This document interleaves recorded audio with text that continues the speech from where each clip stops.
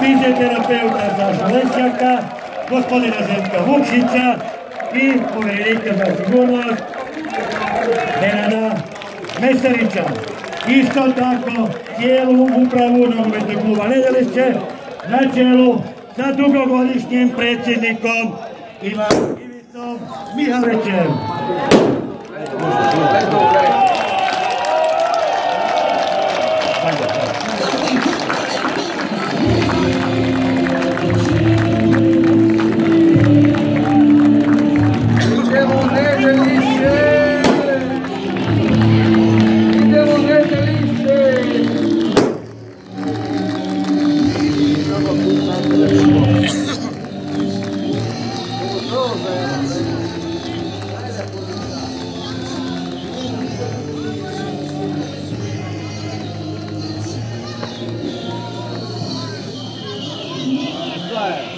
Pozdravimo i goste iz Svetog Martina koji su bili danas dostojan protivnik prvacima.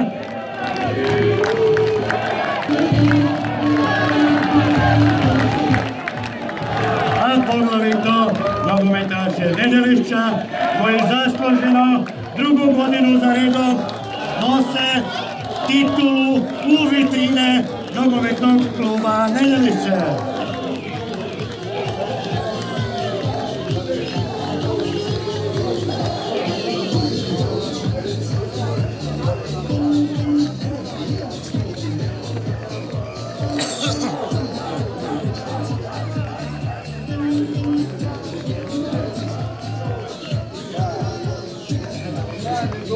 Isti je pripremljen ovdje gore, pa kad se igrači istuširaju i presvuku, očekujemo ih ovdje pod šatorom.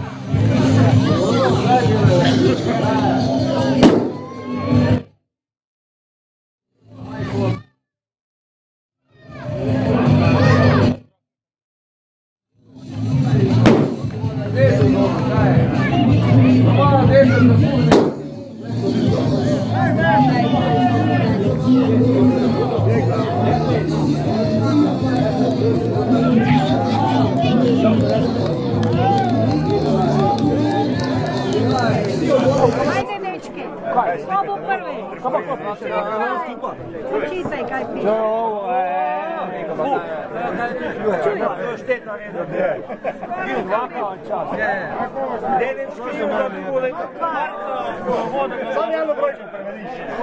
Mađarica.